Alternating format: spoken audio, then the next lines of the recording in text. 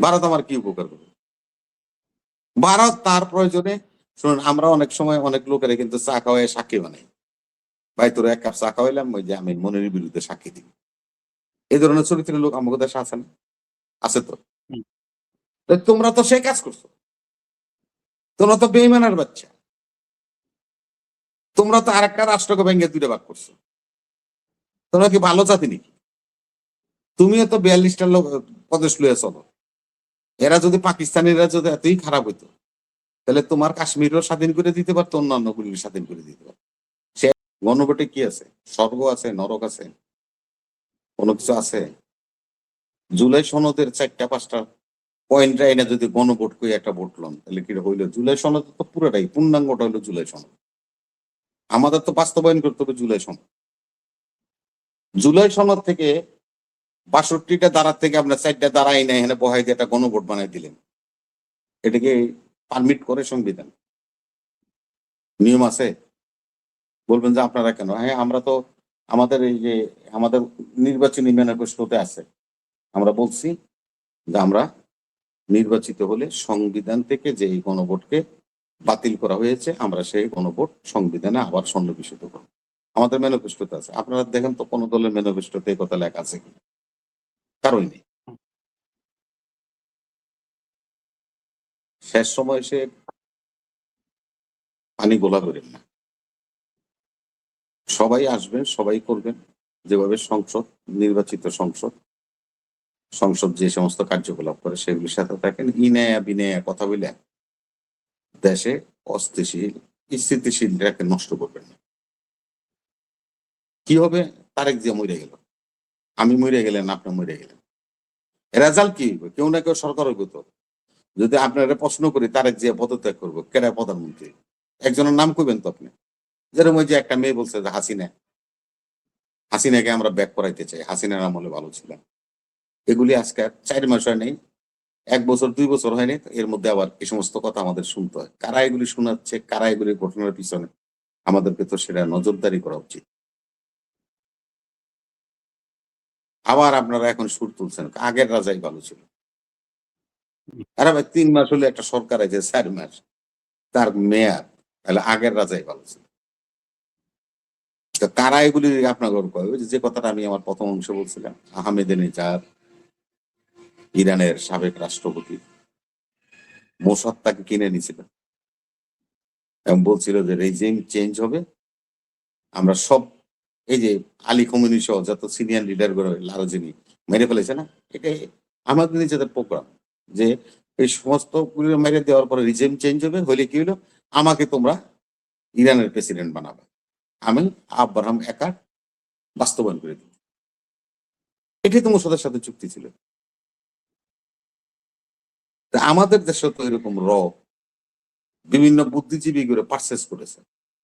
ওই যে আমি একদিন আপনার এখানে বলছি না, যে তারা রিক্সাওয়ালা, অটোওয়ালা, চা দোকানদার পর্যন্ত র কিনে তাদের পারপাস সাফ করার জন্য সোর্স হিসেবে কাজ করে।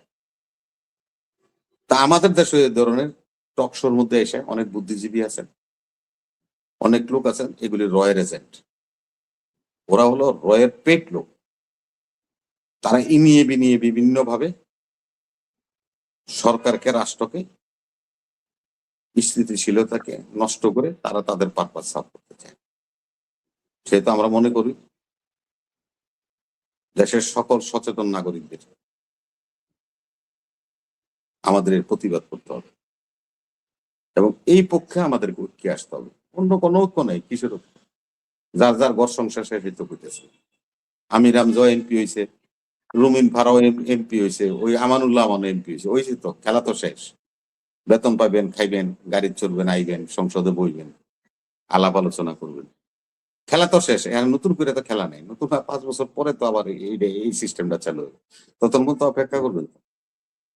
ভালো মন্দের বিচার তো জনগণ করবে। যেমন 24 বছর পরে হাসিনারে জনগণ বিতাড়িত করে দিচ্ছে, আপনি আমি ভুল করলে আমাকে 5 বছর পরে বিতাড়িত করে দিন। সিস্টেম তো তাই ছিল। বেগম জিয়া যখন তত্ত্বাবধায়ক সরকার বানাইছিল, সিস্টেম তো তাই ছিল। একবার আওয়ামী লীগ ক্ষমতা আসছে, একবার বিএনপি ক্ষমতা আসছে, আবার বিএনপি ক্ষমতা আসছে, আবার আওয়ামী লীগ ক্ষমতা আসছে। সিস্টেমটা তো ব্রেক করছে এই স্বৈরাচার। গত 24 আপনার এই 24 বছর সে এই স্টিম রুলার চালাচ্ছে, 17 বছর আমাদের উপর। আবার যদি আমরা সেই অন্ধকার যুগে, প্রস্তর যুগে ফিরে যাই, সে প্রাগৈতিহাসিক যুগে ফিরে যাই, যাইতে পারবো, বাধা দিবে না তো কেউ। এই জন্যই বলছি যে আমরা আমরা আমরা আমাদের ঐক্যটা হবে একটা কারণ, সে ঐক্যটা হলো যে রিজেম চেঞ্জ হয়েছে।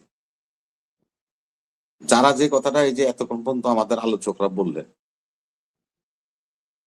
ভারত কিন্তু আমাদের পারচেস করে নাই।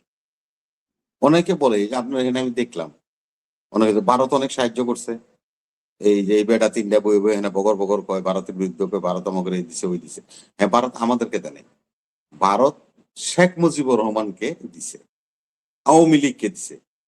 ভারতের পছন্দের 1 নম্বর তালিকার দলটার নাম হলো আওয়ামী লীগ, যারা পারপাস সাফ করছে পাকিস্তানের 2 ভাগ করছে, তারা তাদেরকে দিছে, আমাদেরকে দেয়। বরং ওই যে কথা উনি প্রথম বলছিল যে আমাদের দেশে যা কিছু ছিল রাখা, সেগুলি লুটপাট করে নিয়ে গেছেন আপনারা, কিছুই রাখেন নাই আমাদের জন্য, সব আপনারা নিয়ে গেছেন, আমাদের উপকার আপনারা করেন নাই। ভারতে 1 কোটি শরণার্থী ছিল, কারা ছিল? সনাতন ধর্মের লোকেরা ছিল, 1% মুসলমান ছিল না। যারা আমরা মুক্তিযুদ্ধে গেছিলাম বাঙালি মুসলমানরা, তারা ছাড়া আর কেউ শরণার্থী ছিল না মুসলমান।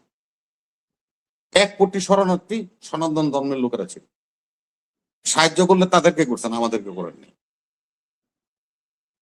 বড়াই করেন আপনারা, আমাদেরকে সাহায্য করছেন, কিসের সাহায্য করছেন? এখন যদি আপনার পশ্চিমবঙ্গরে ভেঙে দেওয়ানোর জন্য আসামরে স্বাধীন করার লেগে, মেঘালয়কে স্বাধীন করার লেগে আমরা যদি প্রশ্রয় দিই মানুষের, বা তারা যদি স্বাধীন হয়, এটা কি উচিত হবে? আপনার একটা রাষ্ট্র ভূখণ্ড আমি কেন ভাঙ্গিয়া স্বাধীন করতে যাব? কি কারণে? আপনি কেন আইলেন 71 সালে? কি কারণে আসলেন? কি বেনিফিট আপনার?